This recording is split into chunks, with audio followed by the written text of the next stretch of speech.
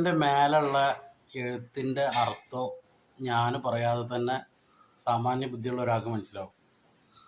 ഈ അടുത്ത കാലത്തായിട്ട് സുന്നി പ്രസ്ഥാനത്തിൻ്റെ പ്രത്യേകിച്ച് AP വിഭാഗത്തിൻ്റെ ഉസ്താദുമാരെ കാട്ടിക്കൂട്ടൽ കൊണ്ട് വരുന്ന ട്രോളുകളാണിതൊക്കെ.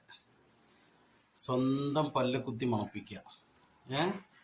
അവനവൻ അവസരം ഉണ്ടാക്കി കൊടുത്തിട്ടാണ് ഇതുപോലത്തെ ട്രോളുകൾ വരുന്നത്. ഇതുപോലെ ഇതിൽ അതപ്പതിച്ച ട്രോളുകളൊക്കെ നമുക്ക് പുറത്ത് കാണിക്കാൻ പറ്റാത്ത രൂപത്തിലുള്ള ട്രോളുകളൊക്കെ വരുന്നുണ്ട്.